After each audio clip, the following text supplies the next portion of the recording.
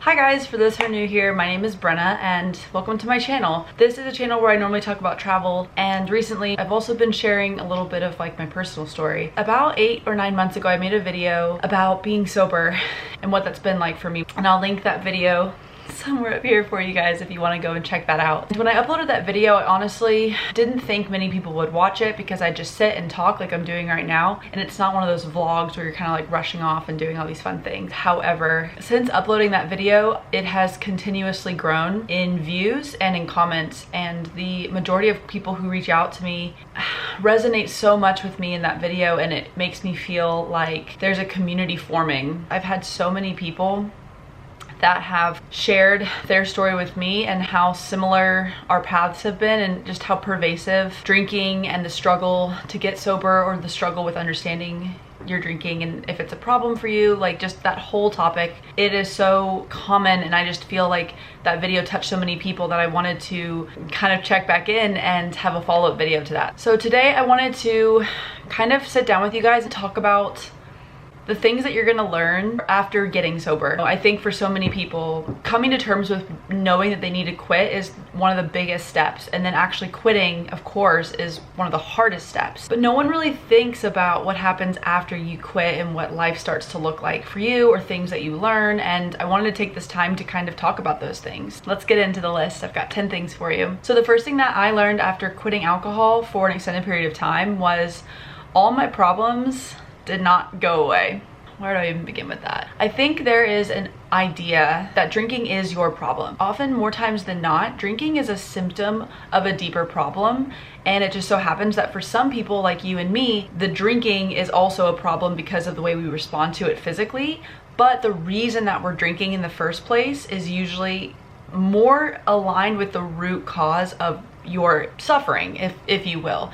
So I'll use me as an example. I drank heavily, and like most people do, unfortunately alcoholism runs in my family, and so my response to drinking was a problem, and that's why I had to stop drinking. However, after being sober, the reasons I was turning to alcohol didn't go away, which for me was escapism. It was numbing myself. It was avoiding sitting with my own thoughts and facing my fears and dealing with my problems. Those things that you're turning to alcohol to kind of look away from, those things don't go away when you stop drinking. If anything, they come to the surface and they are in your face. It is actually harder once you're sober because all the things that you numbed out and that you tried to not think about are hard to ignore, and you really have to start doing the work on yourself. Going to see a therapist, I highly recommend. I started doing that, maybe going to AA meetings, whatever it is that you feel like is best for you. For me, in the end, it turned out that I was struggling with codependency issues, and I started going to what's called CODA, which stands for Codependence Anonymous, and is basically I'm powerless over people, places, and things. That's a whole nother story, but not drinking alcohol will not solve your problems. If anything, it makes you realize that alcohol was not your original problem, and now you have to deal with your problems. And that is hard. That's hard, but worth it. The second thing I learned after quitting alcohol was that feeling proud of yourself is the best feeling in the whole wide world. I think for so many people, when you are really in the thick of it, shame and guilt are probably your best friends. They're something that are going to be with you throughout this whole journey. For a lot of us, we just don't remember what feeling proud of ourselves feels like. But let me tell you, it is honestly the best feeling in the world. You don't need as much external validation when you feel internally proud. I will say that. The third thing I realized after getting sober was that more people are struggling than you would think. You'll start to see a pattern. When you stop drinking, if you still want to have a social life, you're still going to go out, and there are going to be people around you that are going to drink. And the drunker they get and the more sober you stay, the more things kind of become clear to you. You don't look at them with judgment because we've all been there. Like, we're not gonna judge them on their drinking, but what you do start to see is you in their actions. You remember those nights when you blacked out. You're watching people who consume alcohol, friends and strangers, and all of a sudden their emotions come to the surface. Maybe they're really sad, or maybe they get really angry, or maybe they confide in you about like the struggles that they're facing at their job or their partner, and they're feeling insecure or vulnerable. And maybe they don't tell you those things, but maybe you can just see it on their face, and you can see that they are having a hard time as well. And you look around, and it's a lot of us like, you know, being sober, you kind of gain this set of glasses that you wear where you can clearly see other people's struggles, because you're not clouded anymore by your own struggles, or you have your own struggles, but you're not numbed, you're not, you're very sharp. I don't know what I'm trying to say. You're very sharp, and you start to look around and realize that we are all, most people that I come in contact with. I mean, of course there's people that have a few drinks at dinner, and I'm not talking about that. I'm talking about people that are drinking and numbing. You start to see that a lot. I think before, when you're drinking yourself, you don't think about other people. You're just thinking about your night and then recovering the next day, and the guilt and the shame, and like you're kind of like in your own little unit. But once you're sober and those are things that maybe aren't on the forefront of your mind when you go out, you start to see it in everyone else.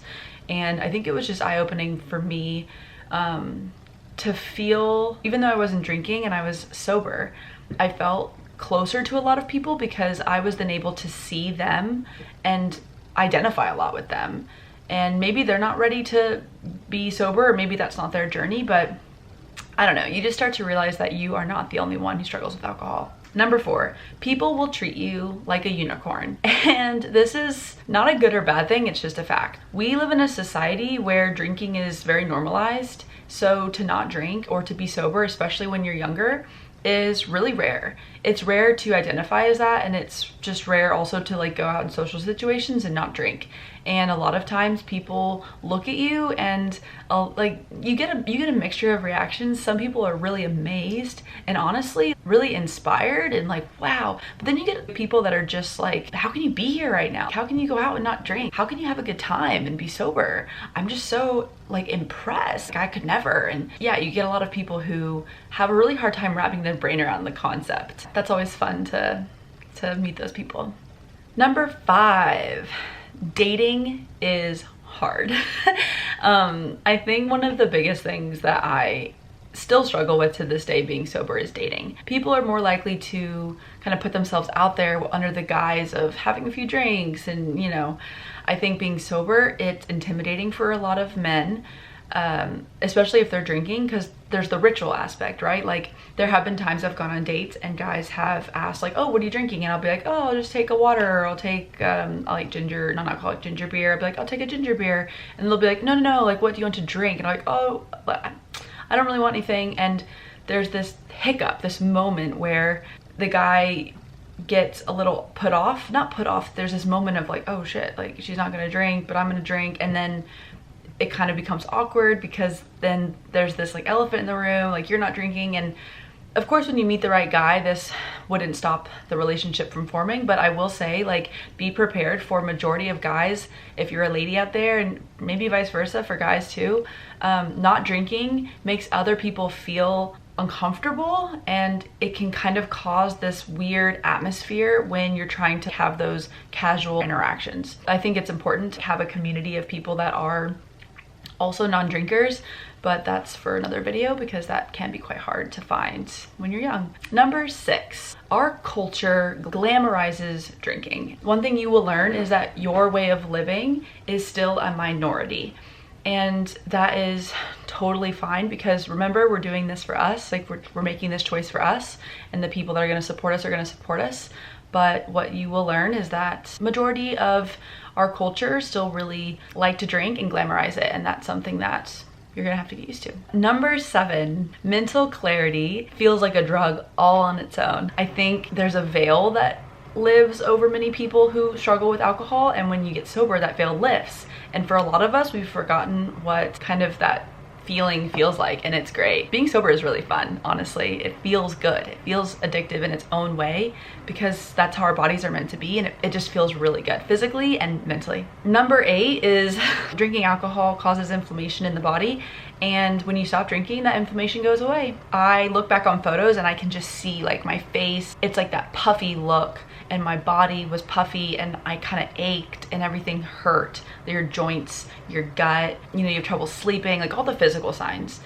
And one thing I will say is I feel like nowadays, like I can look at people that I don't know and I can tell if they're heavy drinkers based on that look, that very specific inflamed look. Yeah, just know that when you get sober, you start to lose all that inflammation and you feel like 5 years younger. It's great. Number 9, not drinking tends to be a mirror for other people's drinking. Sometimes by you not drinking, it forces other people to look at their drinking. And when that's happening, it's because your lack of drinking or like your sobriety forces people sometimes to reflect on their own drinking. If it hits a nerve with them, then the way that they settle that feeling on the inside of themselves is to try and almost get you to support them and their ideas of drinking. Most people will be super supportive of your sobriety. Sometimes you will get those people who want to force you to drink.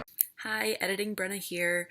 I just wanted to jump in because I don't really like the way I just worded this phrase that I just said. Sometimes people are talking to themselves, really, when they're talking to you about their drinking, and it has nothing to do with you. They're not really trying to get you to do anything. They're just bouncing their fears or their thought processes off of you. And that happens a lot, I would say. When you tell someone you're sober, they're immediately going to start talking about their drinking habits to you as a way to like self-soothe or to kind of make amends with like how they drink or choose to consume alcohol. And that's all I really meant by that. I don't like how I said they're going to force you to drink, because that's not really true. It's really about them. And in a way, it's kind of beautiful because you provide that space for people to talk about drinking where maybe people don't really talk about it. And I think that's really important to get that conversation going and just create like that judgment-free space for people to be able to suss out where they're at with their relationship with alcohol. So back to the video. Number 10, I've been sober for 2.5 years. It's taken me almost the whole 2.5 years to kind of get to this point. Yeah, so I'll insert a photo, but there's an actual cycle that I'm gonna talk about just for a second. It's called the addiction cycle. So it starts with like an emotional trigger, and then you have the craving for the alcohol. Then there's the ritual of like consuming it. Then there's the usage, then there's the guilt, and then you go back up to the top. That cycle for me never went away. I just transferred it to healthier things. So like working out or eating. I mean, when I'm in one of my cycles, it's me eating a bag of hot fries. It's not nearly as destructive and detrimental as when I was drinking alcohol, and I'm okay with that. I don't need the cycle to completely disappear because I don't realistically think it will for me. And like I said, like it could, like I'm not saying that it couldn't go away for other people, but for me, it's one of those, it's another acceptance thing. I accept that I have an addictive cycle that happens in my mind, and now that I've accepted it, I've decided that alcohol is no longer going to be in that cycle, and I'm going to choose less harmful things like caffeine sometimes, or food, or even cycles of working out at the gym. They replace that cycle, and yeah, it works for me. All right, guys, so those are the 10 things. But before you go, I have something to talk to you guys about. For a while now, I have made travel vlogs, as you know, but I have also wanted to start sharing more of my personal story and creating a space to talk about things that are important to me in my life that I want to share with you guys. I really just want to know and ask if there's anything in particular that you guys want to know from me, or any topics you'd love me to make a video on. I would love, love, love for you guys to let me know in the comments, because I'm interested in hearing your feedback on that. So if there are any video topics or story times or questions that you want me to cover in one of these sit down videos, please let me know, because I am starting to collect ideas and I really want to know what you guys want to see. Thank you guys so much for watching this video, and I will see you in the next video. Bye!